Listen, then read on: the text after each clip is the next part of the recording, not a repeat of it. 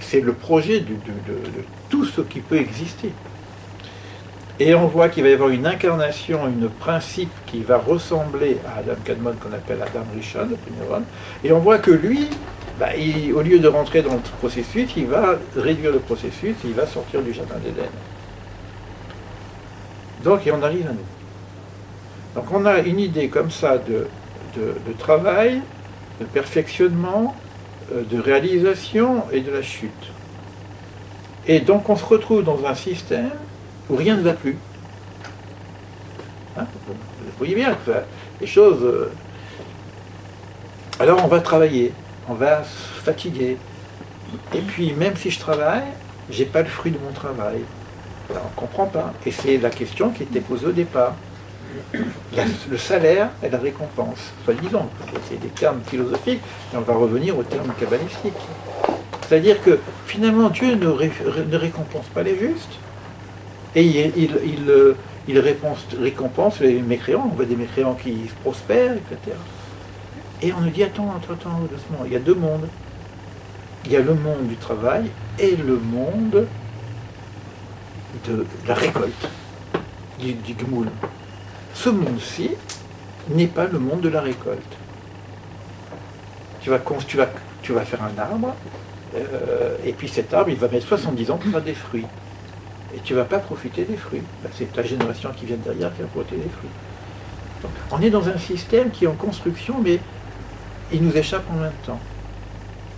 Et c'est là qu'on a introduit la notion de la résurrection des morts. Vous voyez le processus? C'est-à-dire que s'il y a une justice divine, il faut bien qu'il y ait un rapport entre le travail, mon investissement, et le retour sur investissement. Et finalement, moi, avec mon corps qui se fatigue à accepter certaines choses, parce que je pourrais laisser mon corps se balader et faire sa vie comme il veut, non, je le prends, je dis non, tu vas pas là, tu veux pas ça, tu vas, je conduis, et mes pulsions, mes instincts, j'ai une certaine discipline spirituelle. Mais mon corps, il participe à cette discipline. Et mon âme vient m'aider. Donc on a tout ce qu'on avait fait la dernière fois, c'est la compréhension du rapport du corps et de l'âme. Désolé pour les personnes qui n'étaient pas là. J'espère que je pourrai les mettre sur une vidéo privée, parce que le cours a été très fort. On a eu une expérience assez forte, parce que bon, il y a des fois, les lumières s'allument, on ne sait pas pourquoi. On est en train de parler, puis paf, il y a une lumière qui s'allume, et on comprend quelque chose qu'on n'avait pas compris. Donc ça nous est arrivé plusieurs fois d'ailleurs. Et on a pu aussi expérimenter par des exercices physiques cette notion de lumière interne, etc. Donc tout le deuxième chapitre, bon là ça c'est le troisième chapitre, c'était résurrection des morts et la notion de la purification du gouffre, du corps. D'accord? C'est-à-dire qu'on aurait un corps qui est aussi en purification. C'est pas parce que c'est un problème de dualité encore. On a corps et âme. On pourrait avoir un système où le corps il disparaît, il va à la poussière, et puis c'est le jardin des âmes, et que tout tourne autour de l'âme. C'est pas tout à fait ce système-là qu'on nous montre ici. Il y a bien une association entre le corps et l'âme, et il y a une nécessité à ce que le corps, parce qu'il est opaque, puisse se rapprocher du principe dit spirituel de l'âme, pour qu'il y ait une forme d'association, de choussou, de mariage entre le corps et l'âme. Et donc l'âme va avoir un certain travail d'épuration du corps. Et on a compris aussi, bon, c'était vraiment des résumés que je fais, très concentrés, que c'est aussi un rapport avec ce qui se passait au Jardin d'Éden. Puisque l'opacité, l'incarnation, écoutez l'incarnation, il y a le mot carné dedans, c'est la chair. L'incarnation d'Adam, de l'homme, s'est faite après ce qu'on appelle la faute de la connaissance du bien et du mal. Puisqu'à ce moment-là, il est devenu mortel. Et à ce moment-là, on a dit qu'il s'est habillé cotonnette or. Vous vous rappelez, pour ceux qui étaient là. Et or, c'est quoi? C'est or avec un raïn, c'est-à-dire la peau. finalement, le terme biblique vient de dire que l'homme s'est habillé de la peau. Donc il s'est incarné, de la chair. Il est devenu chair, alors qu'il était lumière. Vous voyez le principe de Adam Rishon, dans le jardin d'Éden, il avait un corps qui était différent de ce corps corporel que nous avons nous aujourd'hui.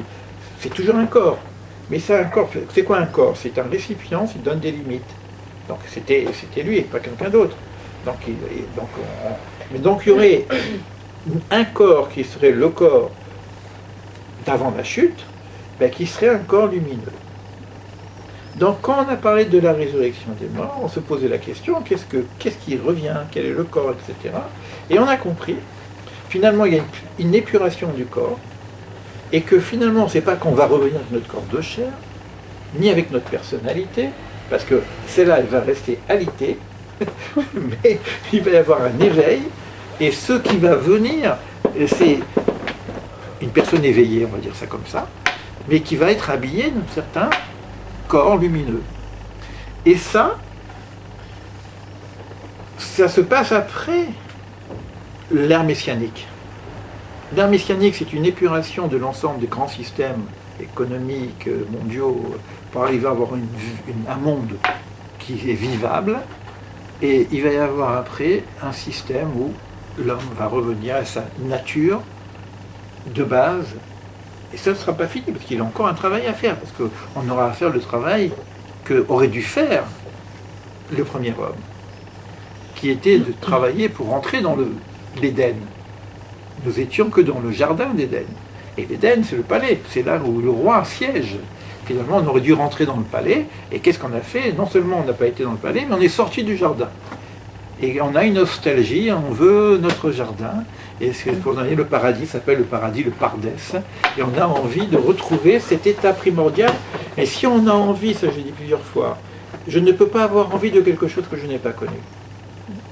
Donc si j'ai une aspiration spirituelle, si j'ai une aspiration de ce qu'on appelle le paradis, le pardès, etc., c'est que quelque part j'ai déjà connu. Au niveau hérédité, très loin, d'accord, parce que ça vient depuis l'origine. Donc on a compris ce processus. On a compris qu'il y avait une forme de mutation d'identité entre ce que je vis aujourd'hui et ce que je vivrai dans cette notion de réincarnation. Ça change beaucoup de choses. C'est-à-dire que ça commence à nous ouvrir, à nous éclairer sur le pourquoi de l'imperfection de ce monde, et en même temps sur le pourquoi que la notion de justice ne peut pas simplement se faire dans ce monde, puisque ce n'est pas le vrai monde. Que le vrai monde, il va se faire en construction par rapport à tout un processus. Et en même temps, ça c'est la question de Foume qui disait, maintenant le problème, on est dans une linéarité du temps, est-ce que c'est le temps? Est-ce que ça veut dire que c'est pas maintenant, c'est demain, c'est dans 10 ans, etc. En même temps, comme le temps est créé, il y a une possibilité pour certains hommes, donc pour nous, de vivre ce dont nous parlait avant le temps du temps, puisqu'il n'y a pas de temps. Donc il y aurait une possibilité pour certains hommes de commencer à vivre, d'être déjà dans le monde du 7e millénaire ou du 8e millénaire. La preuve, c'est qu'on a des ouvrages, des personnes qui sont entrées dans l'Éden et qui viennent nous raconter comment sont organisés les palais. Et comment ils ont fait pour entrer dans les palais, c'est le 8e millénaire. Comment on peut nous raconter l'histoire de ces luminaires, etc., c'est le 7e millénaire. Comment Moïse, quand il est descendu, il avait des cornes, il brillait, et que l'ange de la mort ne pouvait pas le prendre. Comment Élie il est monté dans un char et qui finalement il est parti dans le monde des anges. Donc on voit bien que c'est pas simplement un temps. Il y a quelque chose qui est de l'ordre du temps, qui est organisé selon un cycle universel par rapport au temps, mais il y a aussi des êtres qui commencent à vivre ce temps ici et maintenant. Et ça, c'était toute la partie de la résurrection des morts, sur laquelle on est descendu, et lorsqu'on rentre là-dedans, au niveau des klalim, donc c'était les 2 séances qu'on a fait sur ça. Alors, philosophiquement c'est important, parce que ça on est tous confrontés au problème de la vie et de la mort. D'accord? Et en même temps, on veut tous vivre dans ce monde-ci. On a parlé la dernière fois, dans un autre cadre, hein, puisque dans le projet Sens, si je sais que je suis à la fin de ma vie, j'ai pas tellement envie de partir. Mais pourquoi tu n'as pas envie de partir?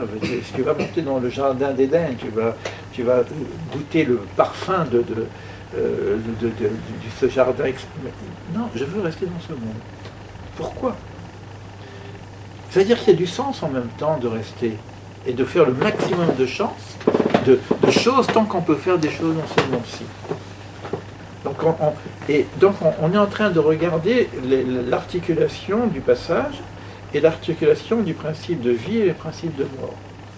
Or, il n'y a pas de mort, puisqu'il y a résurrection et il y a réincarnation. Donc s'il y a réincarnation, résurrection, il n'y a pas de mort. Donc c'est simplement changement d'état. Mais quoi qu'il en soit, on s'attache. On s'accroche et on s'attache. Mais il y a aussi du sens.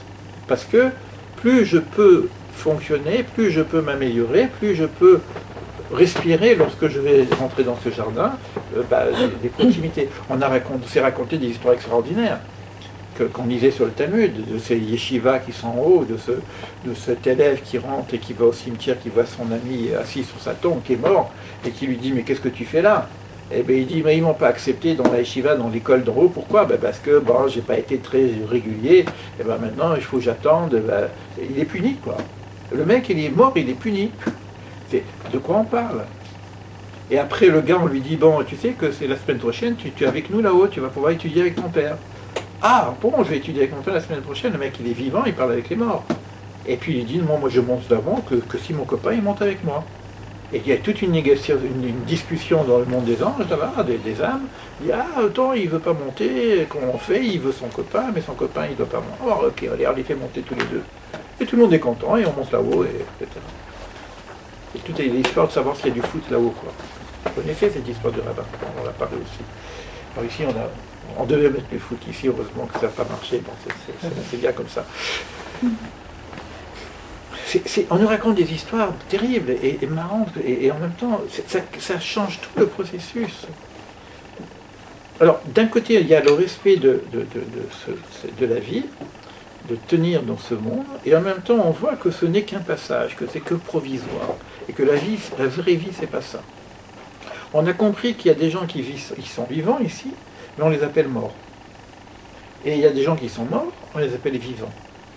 Donc, c'est quoi la vie et c'est quoi la mort? On a vu des passages où on nous disait que la mort est plus grande, plus belle que la vie, que la naissance. Parce que quand quelqu'un vient de naître, on ne sait pas qu'est-ce qu'il va devenir. Et quand quelqu'un quitte ce monde, on connaît son travail, son parcours. Il a donc un renom, il a un parfum, il a fait des choses. Mais il ne sait pas encore ce qu'il va faire. Donc on a donc une vision, et c'est intéressant par rapport au projet Sens. C'est-à-dire que lorsqu'on réfléchit au projet Sens, c'est-à-dire que c'est un travail parallèle qu'on a fait en même temps, c'est que donner du sens à cette vie, c'est aussi essayer de voir le sens global, pas simplement au niveau de mon incarnation, aussi au niveau de mon âme, puisqu'il y a quelque chose qui va perdurer. Aujourd'hui, je peux dire j'ai besoin de travailler, j'ai besoin de gagner ma vie, j'ai besoin de faire, etc. Donc, ok. Mais après, jusqu'où on va? Et ce que j'ai expliqué hier même, pour quelqu'un qui était dans une situation un petit peu, on ne sait pas s'il reste ou il s'en va, qui a toute sa vie, il a fait les marchés, et peut-être qu'il va partir, et en supposant qu'il veut rester, on a joué le jeu de l'ange qui vient vous poser des questions. On dit, tu veux rester pourquoi? Pour retourner au marché, pour revendre des légumes? Ou tu as autre chose à faire? Toute ma vie, j'ai vendu des légumes, et je veux encore vendre des légumes. Mais non, tu n'as pas compris qu'il y a autre chose, peut-être? Et que cette épreuve que j'ai va me permettre de réfléchir à ma vie et d'essayer de voir de quelle façon je me construis autrement. Et là, on est dans des constructions qui sont plus simplement au niveau de la matérialité, au niveau corporel, au niveau du corps. On est dans des constructions, comment je peux me construire au niveau de l'éternité, pas au niveau de l'éphémère. Qu'est-ce que je peux continuer à faire pour moi-même, pour ma propre réalisation, mais qui nourrit mon âme, qui fait que ces valeurs que je vais construire, ben, je les amène avec moi. Vous voyez, donc, et quand on parle de résurrection des morts, on est arrivé presque à dire quelque chose d'énorme, que finalement c'est notre propre résurrection, parce que nous vivons peut-être comme des morts, et qu'il y a des vivants qui sont partis, et ça veut dire que la résurrection des morts, c'est que moi-même je dois, dans ce monde-ci, ressusciter. C'est-à-dire me réveiller, quoi. Ce qu'on appelle l'éveil. Donc il y aurait une possibilité pour nous aujourd'hui de passer à un état de luminescence, de lumière. Et ça s'appelle la connaissance. Aujourd'hui, c'est pas que je vais avoir des cheveux qui vont mais ça veut dire que je vais avoir une sensibilité, quelque chose qui me ramène progressivement vers cette connaissance du un. Et ça commence aussi ici et maintenant. Et c'est tout l'enseignement du Ramchal qui nous permet de travailler sur ces différents plans, plan philosophique, plan moral, plan spirituel, plan métaphysique, et en même temps mutation, transmutation de ma propre personne. C'est-à-dire que logiquement, on doit, sauf si on se brûle, on s'illumine, mais on doit grandir, on doit s'éveiller, et on doit faire passer les canaux de